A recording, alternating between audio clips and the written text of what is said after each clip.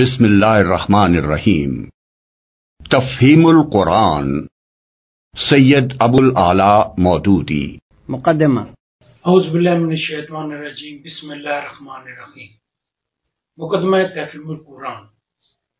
مقدمے کا لفظ سنتے ساتھی ہمارے ذہن میں عموماً خیال پیدا ہوتا ہے جیسے کسی جھگڑے کا تھانہ کچہری کے اندر کوئی معاملہ چل رہا ہو تو ہم اس کو مقدمہ بولتے ہیں، لیکن مقدمے کے دیگر معنی بھی ہیں، جس کے اندر ایک معنی ہے کہ کچھ عبارت جس کے بارے میں آپ پہلے سے بیان کریں اس کو بھی مقدمہ کہتے ہیں۔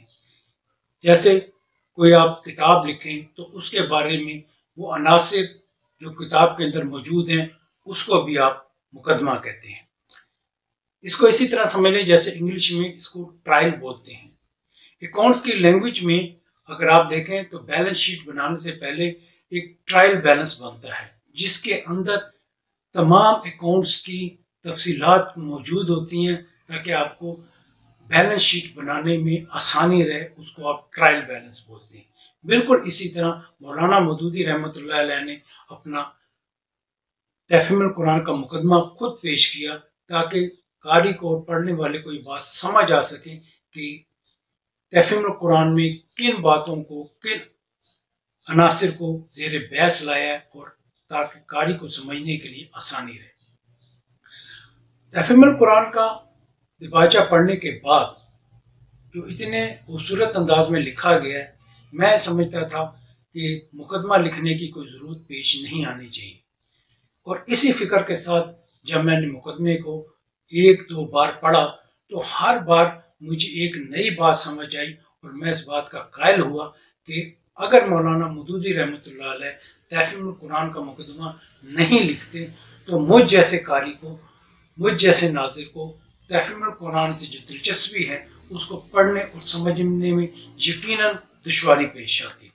تفہیم القرآن میں خوش آئند بات یہ ہے کہ مولانا مودودی رحمۃ اللہ علیہ نے اپنے قاری کو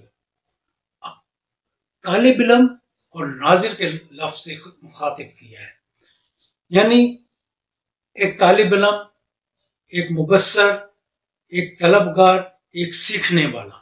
تو یہ ایک لفظ پڑھنے کے بعد جو قاری ہوتا ہے اس کو ذہن میں بات آتی ہے کہ میں اس کو کس لیے پڑھ رہا ہوں اور میری حیثیت کیا ہے۔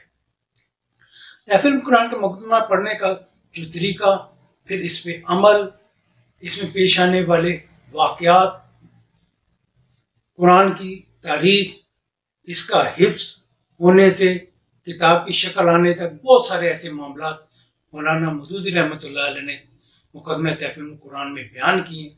اب یہ سب کچھ اگر ایک نشست میں ممکن نہیں ہے، کیونکہ اگر آپ تفہیم القرآن کے مقدمے کی صرف آڈیو سنیں تو وہ 1 گھنٹے سے زائد ہے۔ اب اس کے اندر آپ حاصل مطالعہ جو آپ نے کیا ہے اس کو بھی شامل کرتے ہیں تو یہ خاصی طویل ویڈیو بن جاتی ہے۔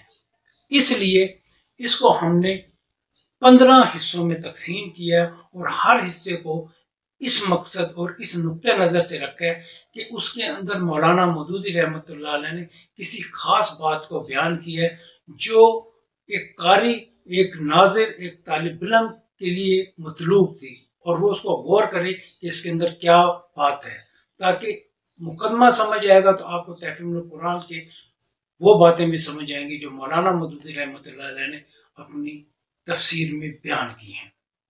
پہلا حصہ بہت مختصر ہے اور اس میں 2 اہم نکات بیان ہوں گے اور بڑے غور طلب ہے۔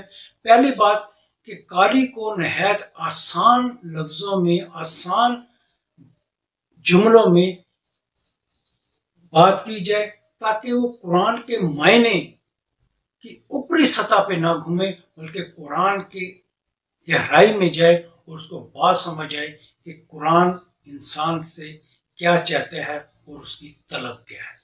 دوسری اہم بات مولانا مودودی رحمۃ اللہ علیہ نے خود لکھی کہ حاشیوں میں، آیت کے ساتھ حاشیوں کے اندر جو بات بیان کی گئی ہے وہ سوالات ہیں جو ایک ناظر کی ذہن میں پیدا ہوتے ہیں، اور مولانا نے ایک بات بڑی اہم کی کہ ان کے ذہن میں جو قرآن پڑھتے ہوئے ایسے سوالات آئے تھے ان کو بھی انہوں نے شامل کیا تاکہ قاری ناظر اس بات کو سمجھ سکے اور وہ سوالات کے جواب اس کے جو ذہن میں جائیں اور اس کو سمجھنے میں آسانی رہے۔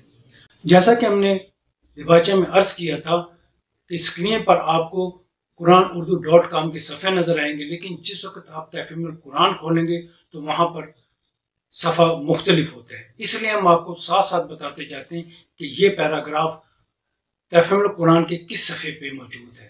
تو اب مقدمے کا پہلا صفحہ جس میں ہم نے بات کرنے جا رہے ہیں یہ تفہیم القرآن کے صفحہ نمبر 13 ہے۔ تو آئیں شروع کرتے ہیں۔ بسم اللہ الرحمن الرحیم۔ مقدمہ۔ ان گزارشوں کے عنوان میں لفظ مقدمہ دیکھ کر کسی کو یہ غلط فہمی نہ ہو کہ میں قرآن کا مقدمہ لکھ رہا ہوں۔ یہ قرآن کا نہیں، تفہیم القرآن کا مقدمہ ہے، اور اس کے لکھنے سے میرے پیش نظر دو مقصد ہیں۔